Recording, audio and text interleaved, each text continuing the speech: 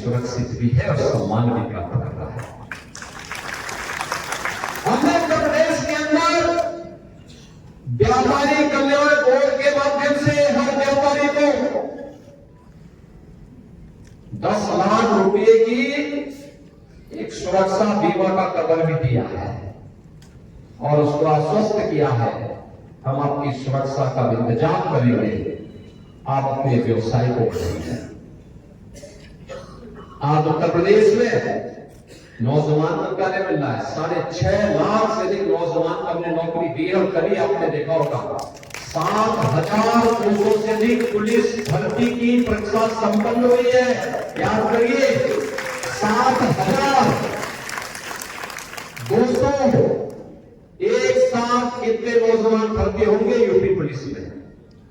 और हमने कहा है कि अगले 2 वर्ष के अंदर उत्तर प्रदेश पुलिस में हम लोग 1 लाख भर्ती करने जा रहे हैं। 1 लाख नौजवानों की भर्ती कर रहे हैं।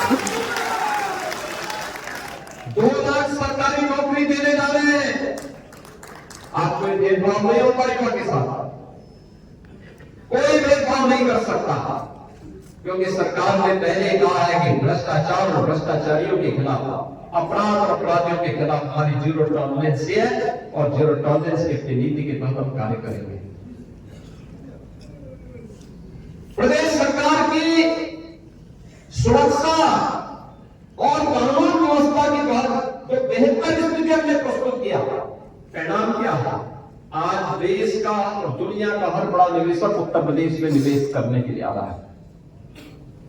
फरवरी 2023 में जो हम लोगों ने इन्वेस्टर समिट किया, इस इन्वेस्टर समिट में उत्तर प्रदेश को 40 लाख करोड़ रुपए के निवेश के प्रस्ताव प्राप्त हुए। 40 लाख निवेश के प्रस्ताव का मतलब लगभग 1.5 करोड़ नौजवानों को सीधे सीधे नौकरी।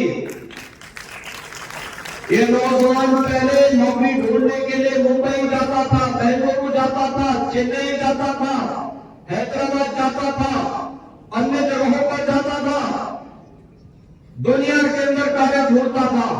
आज उसको उसी के गांव में, उसी के जनपद में, उसी के क्षेत्र में, उसी के प्रदेश में उसके अनुरूप, उसकी क्षमता और योग्यता के अनुरूप नौकरी मिलेगी। प्रदेश के अंदर परंपरागत उद्यम को विकसित किया गया। 1 डिस्ट्रिक्ट 1 प्रोडक्ट की योजना के माध्यम से मुख्यमंत्री विश्वकर्मा श्रम सम्मान और पीएम विश्वकर्मा योजना के माध्यम से 2 करोड़ से अधिक युवाओं को रोजगार और स्वतः रोजगार के साथ जोड़ने का काम भी हुआ। आज सड़क बनाने में, इंफ्रास्ट्रक्चर के बनाने में कोई भेदभाव नहीं। आज प्रदेश के 75 जनपदों में बिजली मिल रही है। प्रदेश के अंदर विकास के कार्य द्रुत गति से आगे बढ़े हैं। याद करिए जब 2017 में हम लोग आए थे, जनसंख्या उत्तर प्रदेश की नंबर 1 पर थी, लेकिन अर्थव्यवस्था में हम देश के अंदर 7वें स्थान पर थे। और आज मैं कह सकता हूं इन 7 वर्षों में हम उत्तर प्रदेश को नंबर 2 पर लेके आए हैं और अगले 4 वर्ष के अंदर, 3-4 वर्ष के अंदर उत्तर प्रदेश देश की नंबर 1 की अर्थव्यवस्था बनेगी। बहनों और भाइयों, इस सामूहिक प्रयास का परिणाम है। आदरणीय प्रधानमंत्री जी का मार्गदर्शन और नेतृत्व इस देश को प्राप्त हो रहा है और उसके परिणाम हम सबके सामने हैं। जमीनी धरातल पर उन योजनाओं को लागू करने के लिए किया गया प्रयास, और उसी में मेरा यह मानना है, अगर आप परिश्रम कर रहे हैं, अगर आप निष्ठा से कार्य कर रहे हैं, अगर आपने कार्य करने का परिश्रम और पुरुषार्थ आपके पास है, दुनिया की कोई ताकत आपका मार्ग नहीं रोक सकती, कोई आपके लिए बैरियर नहीं बन सकता, नहीं बन सकता। और इसीलिए युवा मोर्चा के कार्यक्रम में मैं जब आता हूं तो मुझे अच्छा लगता है कि कम से कम वहां पे लोग ऊब नहीं रहे होंगे, वहां लोगों ने एक जज्बा होगा कुछ करने का और आगे बढ़ने का। उनके मन में एक तमन्ना और एक तड़प होगी और ये होनी भी चाहिए। लेकिन याद रखना, जीवन में अपने मूल्य और सिद्धांतों से कभी विचलित मत होना। अनेक लालच आएंगे, अनेक प्रलोभन आएंगे, अनेक लोग अनेक प्रकार से भटकाने का प्रयास करेंगे, लेकिन अटल जी की इस बात को याद रखना कि सिद्धांत विहीन राजनीति मौत का फंदा है और इस मौत के फंदे को कभी गले से मत करना। पहचान का संकट खड़ा हो जाएगा, पहचान का संकट खड़ा हो जाएगा। पहचान का संकट स्वयं के लिए नहीं आने देना है, अपमान के लिए नहीं आने देना है, अपने महापुरुषों के प्रति भी नहीं आने देना है और अपने प्रदेश के सामने भी नहीं आने देना है। और इसलिए जब हम कार्य करें सार्वजनिक जीवन में, याद करना हमारे लिए, भारतीय जनता पार्टी के प्रत्येक कार्यकर्ता के लिए, युवा मोर्चा के प्रत्येक युवा के लिए एक संकल्प होना चाहिए कि दल से बड़ा देश, सब कुछ देश के नाम, मेरा हर काम देश के नाम, मेरा हर काम देश के नाम। इसके बगैर हम सोच भी नहीं सकते। हमारा जो कुछ भी होगा देश के लिए, कोई जाति, कोई मत, कोई मजहब, कोई क्षेत्र, कोई भाषा देश से बढ़कर के नहीं हो सकती है। पहले देश है, फिर हम हैं। तो हमारा मत, मजहब, संप्रदाय, क्षेत्र, भाषा कब है? देश सुरक्षित है तो सब सुरक्षित है, और देश ही सुरक्षित नहीं है तो फिर कोई सुरक्षित कैसे हो सकता है? और इसलिए देश के लिए पूर्ण समर्पण, राष्ट्रीय एकता अखंडता के सामने आने वाली चुनौती के लिए हम सबको मिलकर के सामूहिक रूप से प्रयास करना होगा।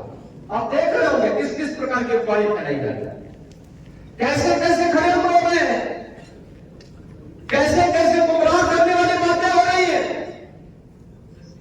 जिन्होंने सामाजिक ताने बाने को छिन्न भिन्न किया, वे आज नकाब पहन करके फिर से गुमराह करने की मुद्रा में आ गए। जो लोग सामाजिक न्याय के लिए समर्पित महापुरुषों का अपमानित करते थे, आज वोट के लिए वे उनकी आरती उतारते हुए दिखाई दे रहे हैं। ये नजारे तो देखो ही लोगों के।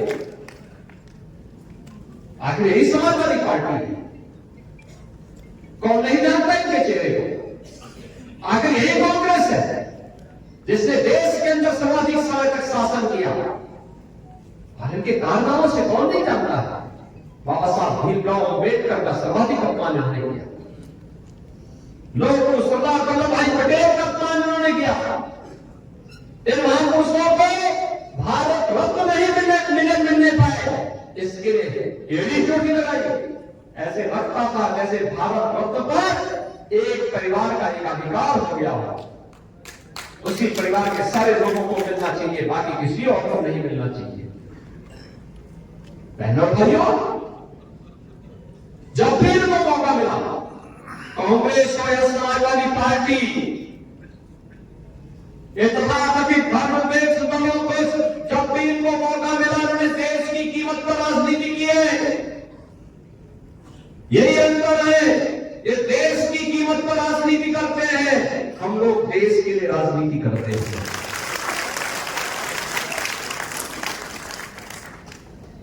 उनके लिए अपनी राजनीति सर्वोपरि है, हमारे लिए देश सर्वोपरि है। उन्होंने सामाजिक ताने बाने को छिन्न भिन्न किया, हमने सामाजिक एकता के लिए पूर्ण समर्पण भावों के साथ कार्य किया। हमने जाति के नाम पर, क्षेत्र और भाषा के नाम पर किसी को नहीं विभाजित किया।